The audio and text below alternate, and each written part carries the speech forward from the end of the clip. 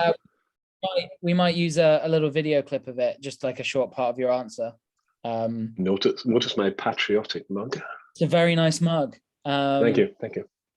So yeah, I guess I kind of just wanted to chat to you a little bit about your decision to sort of send that letter, both to the production company and to Tim Davie. Like, you know, I guess why now, after 30 years? It's funny because when I put this on Facebook, first of all, I didn't realize the incredible sort of reaction I would get. Almost everybody thought it was the right thing to do, and then somebody in somebody else's Facebook page said, "Oh, has he only now worked out the BBC are anti-Semitic?" And then other people argued, "No, you should stay and fight." I think basically, as I said to somebody, thinking that you can stay and fight the BBC is a bit like building a child's sand castle on the beach to hold back a tsunami. It's as ridiculous as that. The BBC is an enormous mega organization. And I'm afraid this mindset infests it throughout, root and branch.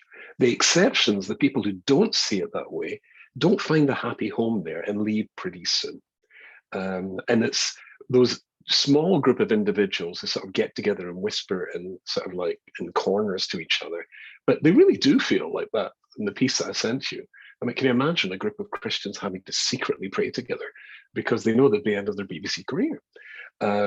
So I know, and I think most people know, that the pretense that anti-Zionism isn't in any way associated with anti-Semitism is a pretty weak claim. Mm-hmm. However, if somebody, and really that has been the claim of BBC people for decades, is making that claim, I think I was willing to ignore it to, as some people say, stay and have a Jewish, an authentic Jewish voice speaking there. But this case now, the Oxford Street attack on Jewish kids, and the knee-jerk BBC reaction to it is not. This is not Zionism. There's no Middle Eastern question here. This is just raw anti-Semitism. The quotes that you have mentioned in the Jewish Chronicle and across the media, they're not shouting about Zionism, or maybe they were, and certainly they're shouting Palestine. But if the Jews, that's what it was about. That's what it is about.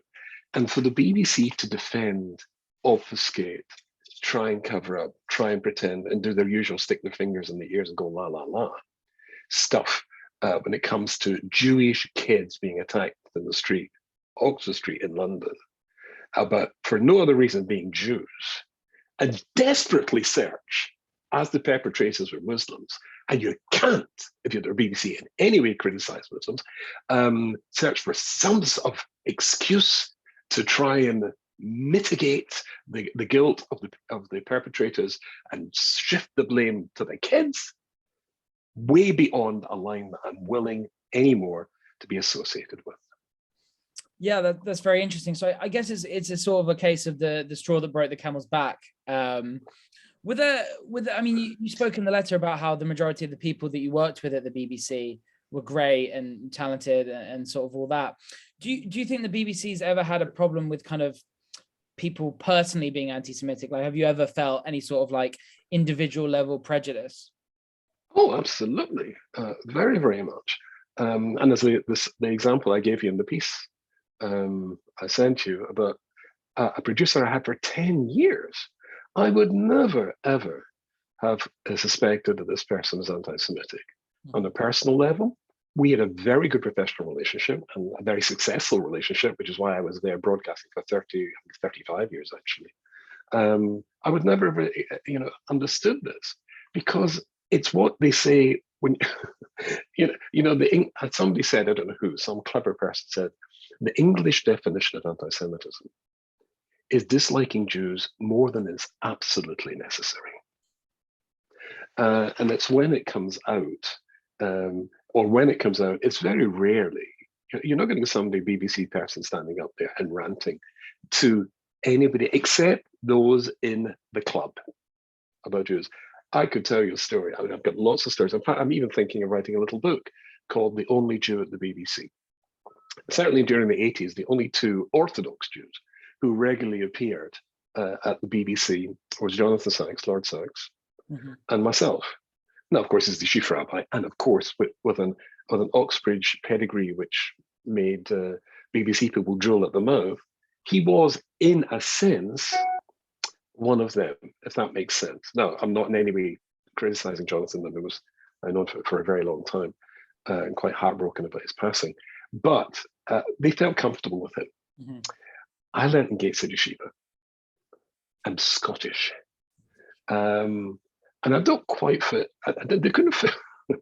Don't think they could fit me into a box. I've got these things. What's that? And I've got a sense I didn't quite fit.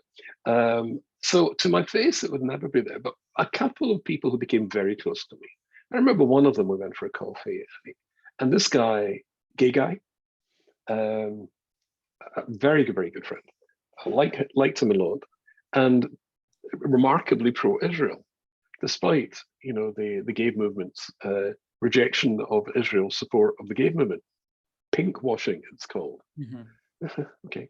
Anyway, this goes back, what was it, 7-8 years? Huge Muslim demonstrations outside the BBC about the BBC referring to the IDF as the IDF, mm-hmm. Israel Defense Forces. And this guy, one of his friends, was spitting, he said to me, with enraged. Why the F? Lots of F. Why the F did they get to come to us with the IDF? He said, well, that's what they're called. Mm. The Chinese Red Army is called the Chinese Red Army. We're not giving them that title. That's their.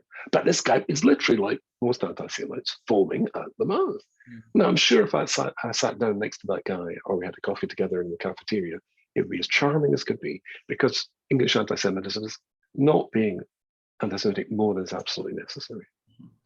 And so, I guess, do you think that the BBC is, I guess, in this regard, sort of beyond saving on this issue?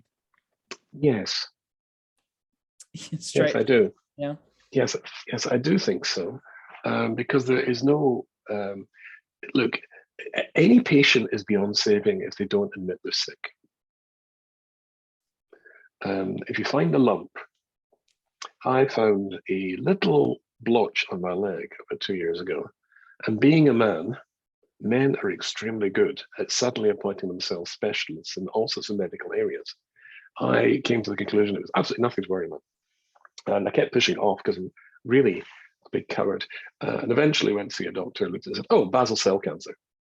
Of course I went, which it took, this is an American doctor, so of course it took her 10 minutes. They love using the word cancer, by the way. So about 10 minutes to actually say, but it's nothing to worry about. It doesn't threaten, it doesn't kill you, we just have to incise it. And then it might not be, and 2 days later it wasn't. But the general Jewish approach, male approach to illness is, I can deal with this myself. There's nothing to worry about. I think if you're hiding from the fact that you've got an illness, you're not going to get treatment, and it's probably going to get you. Well, the BBC has been hiding from the fact that it suffers from anti-Semitism.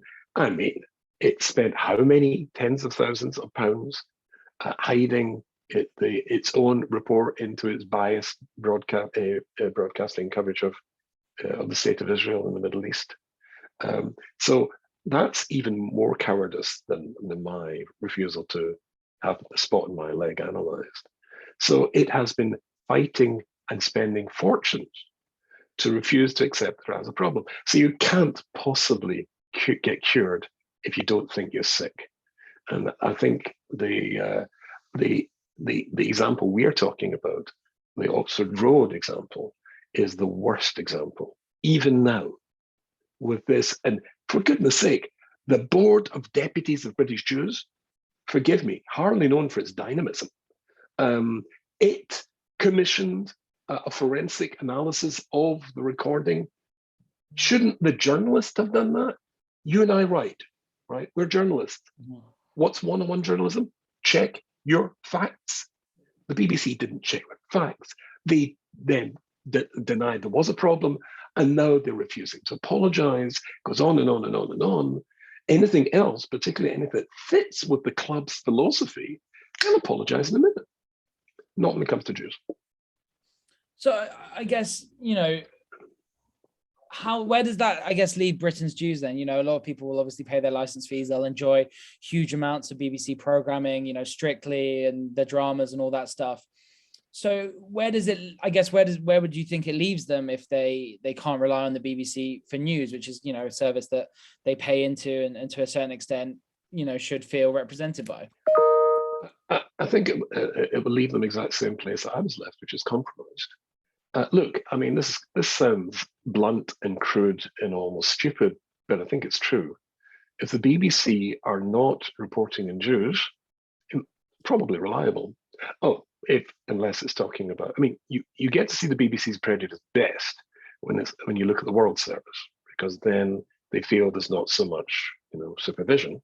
Um, um, just notice the BBC's coverage of America, and you will notice that it has a profound bias towards the Democratic Party, which personally you might have, but you're not allowed to have if you're an objective journalist.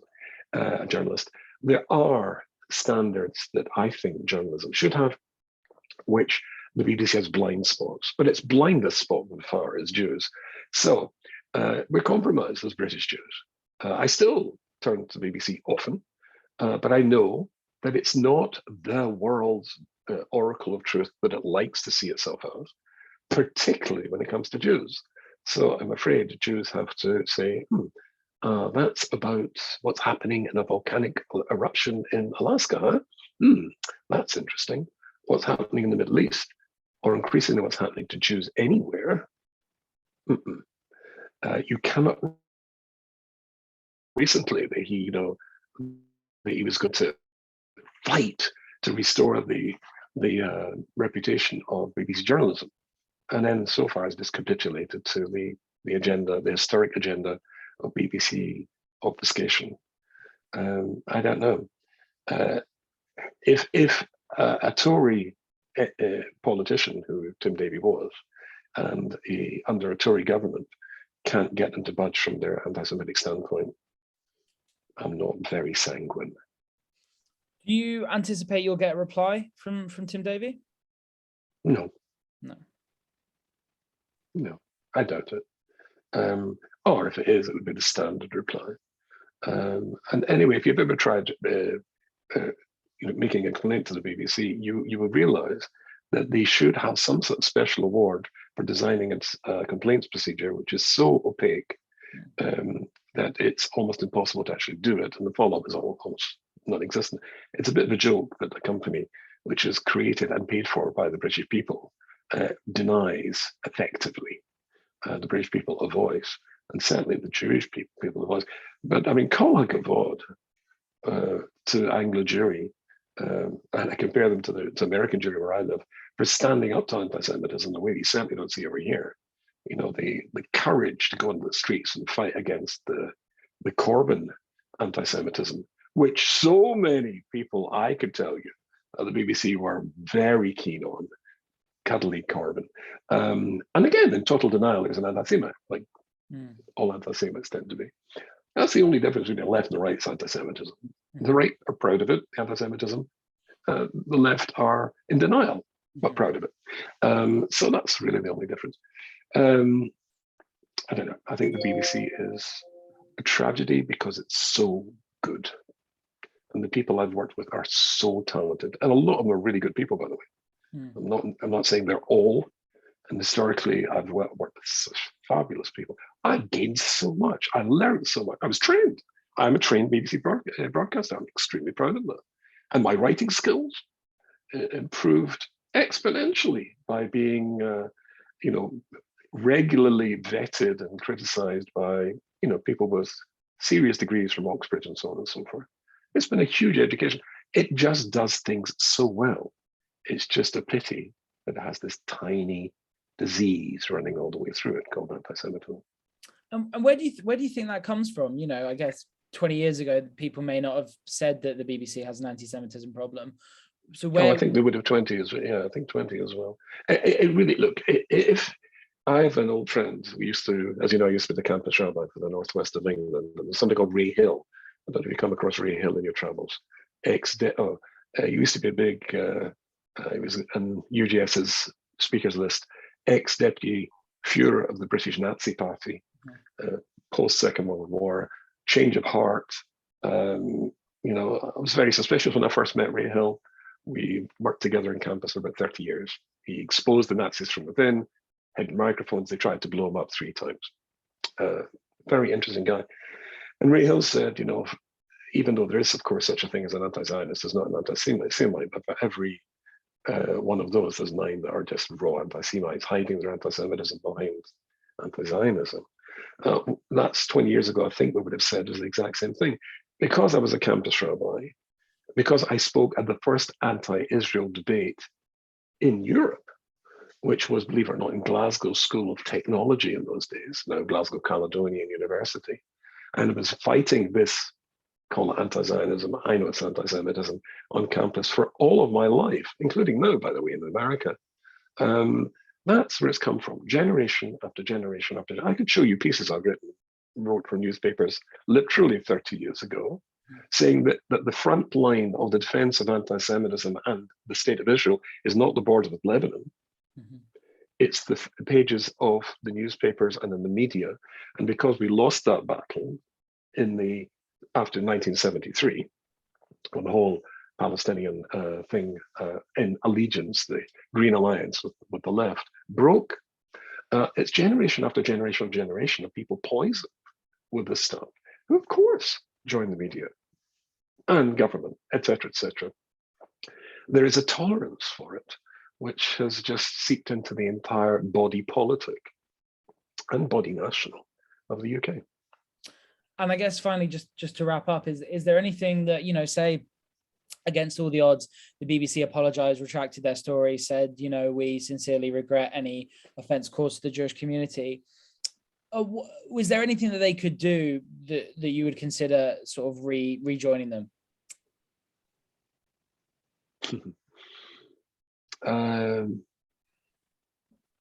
To be able to rejoin the BBC, all those extremely talented people, and to have that voice in this incredibly professional organization would be a wonderful thing to do.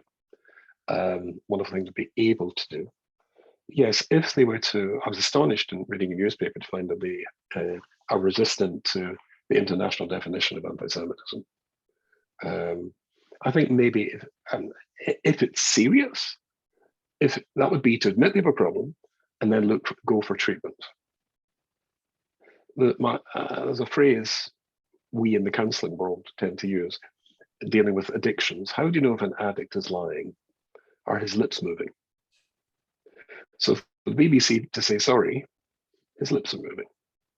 If they start to go for treatment, if they were to adopt that definition and have training on something which they clearly have a problem about, to try and do something about it, I'd be very happy to once again proud to declare myself to be a BBC broadcaster.